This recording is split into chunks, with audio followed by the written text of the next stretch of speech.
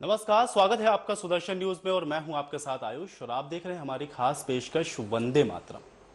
वंदे मातरम यानी कि हमारे राष्ट्र का सम्मान, वंदे मातरम यानी कि हमारा राष्ट्रीय गीत। लेकिन हमने देखा कि पिछले दिनों कुछ इस तरीके की बातें हमारे समाज के अंदर निकल के आई जहां पर इस वंदे मातरम का अपमान किया गया और ये अपमान समाज के अंदर नहीं बल्कि संसद के अंदर भी किया गया। और हमने देखा कि किस तरीके से बसपा के एक सांसद जिनका नाम शफीकुर रहमान था, उन्होंने इस वंदे मातरम का अपमान किया। यानी कि जब वंदे मातरम का गान शुरू हुआ तब वो सदन की कार्रवाई से बाहर चले गए, लेकिन उसके बावजूद भी इन तमाम चीजों पर कोई कार्रवाई नहीं हुई। सवाल यहां पर यह खड़ा होता है कि आखिर जब हमारे देश का ये राष्ट्रीय गीत है तो इसका अपमान एक समुदाय के द्वारा क्यों किया जाता है, इसके पीछे के क्या कुछ कारण हैं। जबकि देश में आपको कई इस तरीके के मुस्लिम मिल जाएंगे जो इन तमाम चीजों को दरकिनार करते हैं और इन तमाम चीजों का सम्मान भी करते हैं। तो ऐसी ही एक शख्सियत आज हमारे साथ स्टूडियो में मौजूद हैं। हालांकि वो किसी परिचय का मोहताज नहीं है, लेकिन फिर भी मैं परिचय आपका करवा देता हूं। हमारे साथ सूफी संत महबूब अली बाबा जी हैं। आप गुजरात गवर्नमेंट हज कमेटी के चेयरपर्सन भी हैं। इसके अलावा गुजरात माइनॉरिटी के भी प्रेसिडेंट आप रहे हैं और आज सबसे दिलचस्प बात यह है कि आप ऑल इंडिया बीजेपी माइनॉरिटीज के नेशनल सेक्रेटरी भी बने हैं। तो आज ये पावन अवसर आपके लिए भी है और हमारे लिए भी है कि आज हमारे साथ आप स्टूडियो में मौजूद है। तो सबसे पहले सूफी संत जी, आपका सबसे ज्यादा स्वागत सुदर्शन न्यूज में। तो आज हम इन्हीं से चर्चा करेंगे और जानने की भी यहाँ पर कोशिश करेंगे कि आखिर ये जो तमाम चीजें हैं ये हमारे समाज के अंदर क्यों आई हैं, इसके पीछे के क्या कुछ कारण हैं और आखिर ये तमाम चीजों के बारे में क्यों ये जो भ्रांतियां हैं हमारे समाज के अंदर फैली हुई हैं।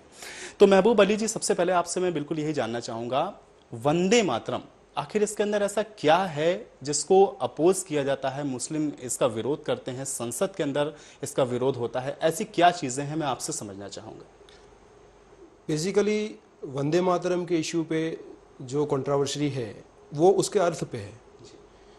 जैसे कि जो लोग इसका मीनिंग वंदन का अर्थ पूजा करते हैं, तो इस्लाम के बेसिक कॉन्स्टिट्यूशन में ये है कि पूजा जो है, भक्ति जो है, वो निरंजन निराकार ईश्वर खुदा की ही की जा सकती है।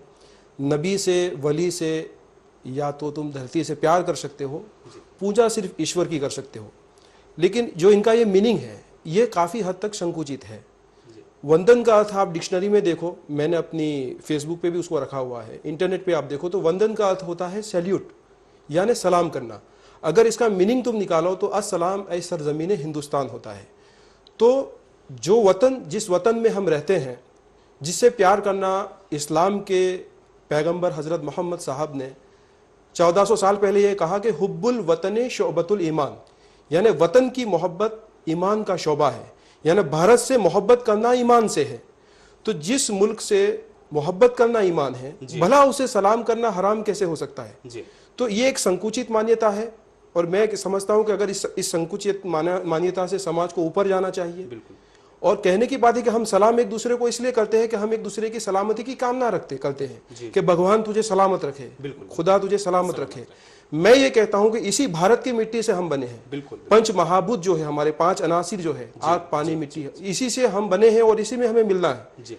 तो इस वतन से मोहब्बत करना ईमान है जी। अगर वतन सलामत रहा, भारत सलामत रहा तो हम सलामत रहेंगे, वरना एक दूसरे की सलामती की कामना का क्या मतलब है। बिल्कुल बिल्कुल। तो ये अर्थ के अंदर मैं मानता हूं कि इस अर्थ में वंदे मातरम को कहना कभी भी नाजायज नहीं हो सकता, बल्कि किसी भी मजहब में, इस्लाम को छोड़ो, किसी भी मजहब में अपने वतन को, अपनी माँ को सलाम करना कभी भी नाजायज नहीं। तो महबूब अली जी, क्या ये समझा जाए कि कुरान की गलत व्याख्या करी गई है, लोगों के अंदर उसको सही से बताया नहीं गया, या कुछ तत्व हमारे समाज के अंदर ऐसे हैं जो इन तमाम चीजों को ब्रेन वॉश कर देते हैं, उसके बाद लोग इनको कट्टरपंथी विचारधारा के रूप में देख करके इन तमाम चीजों को अपोज करते हैं। देखो, कुछ कट्टरपंथी जो ऑर्थोडॉक्स विचारधारा वाले लोग हैं, उन्होंने सिर्फ किसी एक एस्पेक्ट में ऐसा नहीं किया है। बहुत सारे ऐसे बिंदु है जिन्होंने उन्होंने गलत मान्यताएं रखी है। जैसे कि टेररिज्म के बारे में, सुसाइड बॉम्बिंग के बारे में मोहम्मद पैगंबर सल्लल्लाहु अलैहि वसल्लम ने क्लियर कट ये कहा कि दहशतगर्द हम में से नहीं है, जो आतंकवादी है वो मुसलमान नहीं है। तो भला जब आतंकवादी मुसलमान ही नहीं है तो फिर अगर वो आतंकवाद या दहशतगर्दी करता है, ऐसा काम करता है, तो वो इस्लाम धर्म की व्याख्या से, उसकी बॉर्डर से बाहर हो जाता है। फिर अगर वो टर्बन पहन ले, चाहे जब्बा पहन ले, चाहे बड़ी दाढ़ी रख ले, तो उसे मुसलमान नहीं कहा जा सकता। जब तुम तुम्हारे इस्लाम धर्म के स्थापक मोहम्मद पैगंबर साहब की आज्ञा का ही उल्लंघन करते हो तो फिर तुम मुसलमान कैसे हो सकते हो। मोहम्मद पैगंबर साहब ने क्लियर कट कहा कि युद्ध के मैदान में भी कोई स्त्री, कोई बच्चा या कोई वृद्ध व्यक्ति आता है तो उसकी हत्या करना मना है युद्ध के मैदान में।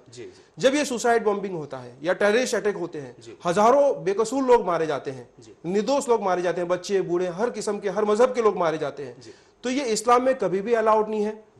प्रोफेसर ताहिरुल कदरी साहब आए थे गुजरात में, हमने सबसे पहले हमारे मुख्यमंत्री श्री नरेंद्र भाई मोदी साहब ने उनको परमिशन दी, भारत में उनकी सभाएं हुई, 5-5 लाख मुसलमान उसमें हाजिर रहे। उन्होंने बुक लिखी है फतवा on terrorism and suicide bombing, जो 600 पेजेस की किताब है। उसमें कुरान से, पैगंबर साहब की हदीस से साबित किया है कि टेररिज्म, सुसाइड बॉम्बिंग ये बिल्कुल खिलाफ है। किसी भी धर्म की निंदा मत करो, किसी भी धर्मस्थान का अपमान मत करो। यानी इन सारी चीजों के बावजूद कुछ लोग ऐसे हैं कि जो कट्टरवाद को फैलाते हैं, जो जिहाद की परिभाषा गलत करते हैं, और यही चीजें आज मानवता के लिए एक दुश्मन बनी हुई है, विश्व में एक अशांति के लिए एक बहुत बड़ी वजह बनी हुई है। तो इन सब से हटकर हमें सर्वधर्म संभाव, एकता और जो मजहब के पॉजिटिव एस्पेक्ट्स है उस पर हमें कॉन्सेंट्रेशन करना चाहिए, तभी हम एकता और जो भारत का जो हमें महासत्ता बनाने का सपना है उसे हम पूरा कर सकते हैं। बिल्कुल। देखिए महबूब अली जी, थोड़ा सा और मैं चर्चा करना चाहूंगा। हमारे देश के अंदर अगर हम लोग बात करते हैं तो जो कम्युनल राइट्स हुए हैं या जो हिंदू मुस्लिम दंगे या फिर मुस्लिमों को या आपस में जो दंगे होते रहते हैं, उसका इतिहास बड़ा पुराना रहा है। लेकिन गुजरात की जब भी बात आती है तो चाहे हम कांग्रेस पार्टी की बात करें, वो बहुत ज्यादा इन तमाम चीजों को बढ़ा चढ़ा के पेश करते हैं कि इस तरीके की चीजें हुई। आप चूंकि खुद गुजरात से जुड़े हुए हैं, आप खुद एक माइनॉरिटी से आते हैं, क्या वाकई में जो हकीकत पेश करी जाती है या फिर कांग्रेस पार्टी जिस तरीके से इन तमाम चीजों को रखती है कि वहां पे दंगे के समय इस तरह की सी चीजें हुई, मुस्लिमों के साथ इस तरीके का व्यवहार हुआ, उसके बारे में थोड़ी सच्चाइयां आपसे जानना चाहूंगा। देखो, ये तो एक बात ऐसी हुई कि दंगों का इतिहास गुजरात को जब याद किया जाता है तो 2002 के साथ याद कर बदनाम करने की कोशिश की जाती है। 1969 में जब गुजरात की ही बात करो तो वहां हितेंद्र देसाई की गवर्नमेंट थी, जो कांग्रेस के मुख्यमंत्री थे। 5000 लोग मारे गए थे उस वक्त दंगों में। खुद इंदिरा गांधी जी प्राइम मिनिस्टर थी और वो अहमदाबाद आई थी जी। उस वक्त कोई एक्शन नहीं लिए गए, महीनों तक दंगे चले, ना एफआईआर हुए, न चार्जशीट हुई, न किसी को सजा हुई जी। उसके बाद 85 के अंदर माधव सिंह सोलंकी की गवर्नमेंट थी, उस वक्त भी बड़े दंगे हुए जो 2002 के बराबर थे, हजारों लोग मारे गए, कोई एक्शन नहीं लिए गए। उसके बाद 87 में अमर सिंह चौधरी की गवर्नमेंट थी, जो भी कांग्रेस के मुख्यमंत्री थे जी। 90 और 92 में चिमन पटेल कांग्रेस के मुख्यमंत्री थे। 92 में मैं जहां सूरत में रहता हूं, बिल्कुल वहां कई लोग मारे गए जी। और होम मिनिस्टर कांग्रेस के सीडी पटेल सूरत में ही मौजूद थे, फिर भी उन्होंने कोई एक्शन नहीं लिए। आज तक उनको किसी को सजा नहीं मिली। श्री कृष्ण कमीशन का जो रिपोर्ट था महाराष्ट्र के अंदर, उसको कांग्रेस ने डस्टबिन में डाल दिया, किसी पे एक्शन नहीं लिया। तो दंगे कहां नहीं हुए? मलियाना में हुए, मेरठ में हुए, जमशेदपुर के अंदर हुए, बिहार में भागलपुर में हुए, और अभी भी हुए आसाम के अंदर। बिल्कुल 4 लाख लोग रिफ्यूजी हैं, कैंपों में रह रहे हैं। महाराष्ट्र में अभी हुए, राजस्थान के अंदर गोपालगढ़ के अंदर मस्जिद के अंदर कांग्रेस के मुख्यमंत्री कह रहे हैं कि जो पुलिस ने एक्शन लिए वो सही लिए, हालांकि मस्जिद के अंदर जाके फायरिंग किया, 9 लोग मारे गए, 27 लोग गायब हो गए, उनकी लाशों को कुएं में डाल दिया। बेकसूर लोगों को मारते हो और तुम फिर कहते हो कि एक्शन नहीं लिया। और अगर किसी एक टेररिस्ट को मार दिया जाए, अगर एक किसी क्रिमिनल को एनकाउंटर के बारे में मार दिया जाए, तो तुम पूरा बवाल मचा देते हो। यानी कहने की बात है कि हम आह भी करें तो हो जाते हैं बदनाम, और तुम कत्ल भी करो तो चर्चा नहीं होता। यानी कांग्रेस की बात यह है। अब इससे बरखिलाफ तुम देखो कि 2002 में जब राइट्स हुए, हमारे नरेंद्र भाई उस वक्त मानते हैं हम कि बिल्कुल नए थे, उसके पहले वो काउंसिलर भी नहीं थे जी। तो फिर भी उसके बावजूद वो उन्होंने जो एक्शन लिए, जो सराउंडिंग स्टेट्स है, महाराष्ट्र है, राजस्थान है, मध्य, उनसे उन्होंने पुलिस फोर्स की मदद मांगी। जैसे ही मिलिट्री आई फौरन डिप्लॉय कर दिया। वरना पास्ट में ये होता था, तुम दूसरे स्टेट्स की स्टोरी देखो कि मिलिट्री आती थी, फिर कई दिनों के बाद उसका डिप्लॉयमेंट होता था। फौरन डिप्लॉयमेंट कर दिया। गुजरात का इतिहास रहा है कांग्रेस की हुकूमत में कि जब दंगे होते थे तो महीनों तक चलते थे, 2 महीने 4 महीने तक चलते थे, जबकि नरेंद्र भाई ने सिर्फ 3 दिन 4 दिन में उसे कंट्रोल कर लिया। और आज उसके बाद जब पूरे एडमिनिस्ट्रेशन में उनका कंट्रोल है, तो तुम देखो कि 11 साल से दंगा फसाद नहीं है गुजरात में, कम्युनल राइट्स नहीं है। मुझे हिंदुस्तान का कोई एक ऐसा स्टेट बता दो जो 11 साल से कर्फ्यू लेस हो। आज हिंदू मुस्लिम की वो सद्भावना गुजरात में है कि किसी भी मुस्लिम बस्ती में रात को 2 बजे कोई हिंदू लड़की जा सकती है तन्हा, और किसी भी हिंदू बस्ती में कोई मुस्लिम लड़की तन्हा जा सकती है। सद्भावना है, प्यार है, मोहब्बत है, और जो विकास हुआ है, जो सुशासन हुआ है। फॉर एग्जाम्पल आपके दिल्ली की बात कर रहा हूं कि दिल्ली में गवर्नमेंट जॉब में मुस्लिम सिर्फ 3% है। पश्चिम बंगाल में 24 मुस्लिम पॉपुलेशन है, सिर्फ 2% गवर्नमेंट जॉब में है। आप महाराष्ट्र में देखो तो 4% है, बिहार में 7% है। इन सब स्टेट्स के मुताबिक गुजरात में मुसलमानों का पॉपुलेशन परसेंटेज वाइज कम है, 9% है, फिर भी यहां सबसे ज्यादा परसेंटेज वाइज 9% मुसलमान गवर्नमेंट जॉब में है according to central government data. बिल्कुल। और सच्चर कमेटी ये कहती थी कि पुलिस डिपार्टमेंट में मुसलमानों का डिप्लॉयमेंट होना चाहिए। हिंदुस्तान में सबसे ज्यादा परसेंटेज वाइज मुसलमान यानी 10.6% मुसलमान पुलिस डिपार्टमेंट में है। और ये भी डाटा सेंट्रल गवर्नमेंट, ये सेंट्रल गवर्नमेंट का डेटा है। और इनके तो इतने स्टेट्स हैं कि जो डेटा भी पूरा पहुंचाते नहीं है। जी। जो वडाप्रधान मनमोहन सिंह ने 15 पॉइंट डेवलपमेंट प्रोग्राम जो बनाया माइनॉरिटीज के वेलफेयर के लिए, उसमें गुजरात को गुड ग्रेड मिला। 18 स्टेट्स को जो पुअर ग्रेड मिला है वो कांग्रेस की स्टेट्स हैं। कहने की बात यह है कि तुम विकास नहीं कर रहे हो, तुम एजुकेशन में काम नहीं कर रहे हो।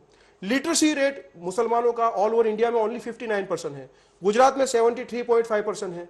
गुजरात में हिंदुओं का लिटरेसी रेट 68% है, यानी मुसलमानों का लिटरेसी रेट उससे भी ज्यादा है। यानी सरकार जो है सबका साथ सबका विकास बिना भेदभाव के काम कर रही है। और आज एग्रीकल्चर में तो गुजरात अभी टॉप पे पहुंचा है 11% ग्रोथ रेट के साथ। पहले तो ये समझता था कि भाई औद्योगिक क्षेत्र में सबसे आगे है, लेकिन अभी एग्रीकल्चर में हर जगह पे गुजरात आगे है। जो हमारा जीडीपी ग्रोथ रेट है वो भी देश के रेट से 3.2 टाइम्स मोर है।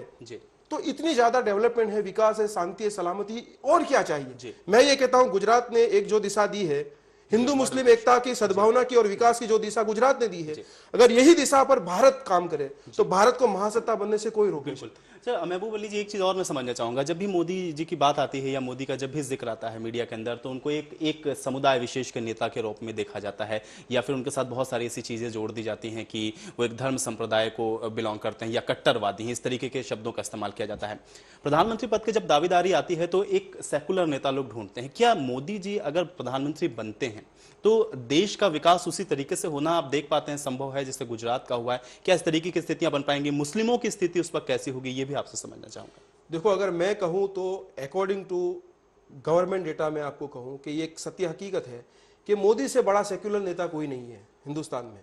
जी, ये सारा विकास और सुशासन हमने गुजरात में साबित करके बताया है। ये माइनॉरिटी और मेजोरिटी की बात नहीं है। जी जी, ये बात करते हैं पूरी जनता की बात करते हैं, हम भारत की बात करते हैं, भारतीय की बात करते हैं, राष्ट्रवाद की बात करते हैं। इसमें माइनॉरिटी मेजोरिटी की बात ही नहीं आती। जी जी, ये जो कट्टरवादियों का तुष्टीकरण कांग्रेस ने किया है और कांग्रेस के नेताओं ने किया है, कुछ कट्टरपंथियों को लाभ देकर उनको फायदा पहुंचाकर ये समझते हैं कि पूरे समाज का विकास हुआ है, नहीं हुआ है। कांग्रेस ने इतनी सारी योजनाएं बनाई। फॉर एग्जाम्पल कि मैं अपनी बात नहीं कर रहा, नेशनल माइनॉरिटी के जो प्रेसिडेंट रहे हैं वजाहत हबीबुल्ला, ये हमारे गुजरात में आए थे गुज़िश्ता साल, और उन्होंने प्रेस कॉन्फ्रेंस में यह कहा कि सच्चर समिति का जो रिपोर्ट जिसमें साबित हुआ कि कांग्रेस ने ये आजादी के बाद 60 सालों में सिवाय मुसलमानों की बर्बादी और बेहाली के कुछ किया नहीं है। जी जी, उसके बाद भी जब उन्होंने 40 पॉइंट डेवलपमेंट प्रोग्राम बनाया तो उन्होंने कहा कि आज इतने साल गुजर गए फिर भी 39 पॉइंट्स पे तो अमल की शुरुआत भी नहीं हुए। यानी कांग्रेस सिर्फ मुसलमानों को हथेली में चांद दिखाती है, कोई फर्म काम नहीं किया है। मैं चैलेंज करता हूं कि जिस तरीके से गुजरात में हमने सबका विकास किया है, मुसलमानों का विकास हुआ है, हिंदुओं का विकास हुआ है, सबका विकास हुआ है, वैसा डेवलपमेंट तुम किसी एक स्टेट में साबित करके दिखाओ। योजनाएं बनाने से कुछ नहीं होता, वो तो तुम आजादी से लेकर आज तक बनाए रहे हो कि हमने ये योजना बनाई, हम ये हो जाएगा वो हो जाएगा, सिर्फ वादे हैं और वो वादे कभी पूरे नहीं हुए, न होने वाले हैं। जबकि हमने करके दिखाया है, और हमने जो करके दिखाया है इसकी गवाही आपकी नेशनल गवर्नमेंट के डेटा देते हैं, हम नहीं देते जी। तो ये सारी चीजें साबित करती है कि ये जो गुजरात में नरेंद्र भाई जो जिस उद्देश्य के साथ, जो लक्ष्य के साथ चल रहे हैं, वही लक्ष्य भारत को महासत्ता बना सकता है, वही हमें सुपर पावर बना सकता है, और वही एक सही और सत्य दिशा है। बिल्कुल। चलिए महबूब अली जी, समय हमारे पास बहुत कम है, लेकिन चलते चलते बिल्कुल अगर हमारे दर्शकों को आप कोई संदेश देना चाहते हैं या आप उनसे कुछ कहना चाहते हैं तो हम चाहेंगे कि आप बिल्कुल कहें। बस मैं यही कहूंगा कि आज तो ये मेरा सौभाग्य रहा कि आज ही मेरी अपॉइंटमेंट हुई, और सबसे बात तो मैं आपकी सुदर्शन टीवी को भी मैं अभिनंदन देना चाहता हूं। और मेरे लिए सौभाग्य है कि मालिक ने मेरे लिए सोच के रखा था कि मैं खुद एक राष्ट्रवाद से और देश प्रेम से जुड़ी हुई गतिविधियों में ज्यादा दिलचस्पी रखता हूं, तो मेरी शुरुआत भी एक ऐसी चैनल से हुई है जो राष्ट्रवाद और देश प्रेम को लेकर चलती है। तो मैं सभी दर्शक मित्रों से यही संदेश दूंगा कि हम सब भारतीय है, हम सब मानव है, और मानव धर्म ही सबसे बड़ा है। जैसे कि कुरान में कहा है चैप्टर 5 में कि तुमने अगर किसी बेकसूर इंसान की हत्या की तो तुमने मानवता की हत्या की, और तुमने अगर किसी निर्दोष को बचाया तो मानवता को बचाया। मानवता ही सबसे बड़ा धर्म है। हम सब भूल जाएं कि किस जाति, धर्म, पंथ, संप्रदाय और प्रदेश को भूलकर हम सब भारतीय बनकर एक और नेक बनकर उसके विकास के लिए आगे बढ़े, तो जरूर हमारा भारत महासत्ता बनकर रहेगा। और जो आज हमको चाइना से या अदर कंट्रीज से जो खतरा है वो बिल्कुल नहीं रहेगा। और मुझे उम्मीद रखता हूं, मुझे पूरी विश्वास है कि विश्व गुरु बनाने का जो हमारा सपना है वो इसी दिशा से जरूर साकार होगा। चलिए, सूफी संत महबूब अली जी, आप हमारे स्टूडियो में आए, हमारे दर्शकों के साथ अपने तमाम विचारों को शेयर किया, इसके लिए आपका बहुत बहुत धन्यवाद। तो ये थे सूफी संत महबूब अली बाबा जी, जिन्होंने तमाम चीज़ों के बारे में आज यहाँ पर जिक्र किया, माइनॉरिटीज़ के बारे में या फिर मुस्लिमों के अंदर जो भ्रांतियाँ हैं उनको किस तरीके से दूर किया जाए, इन तमाम चीज़ों के ऊपर प्रकाश डाला। तो हम उम्मीद करते हैं कि जो संदेश महबूब अली बाबा जी ने आपको दिया है उसको अगर आप समझेंगे तो आप भी वंदे मातरम का जो सम्मान है उसको करेंगे और अपने राष्ट्र को प्रगति के मार्ग पर अग्रसर कर सकेंगे। फिलहाल इस खास पेशकश में इतना ही, लेकिन देश दुनिया की बड़ी खबरें आप देखते रहिए सुदर्शन न्यूज़ पर। जय हिंद।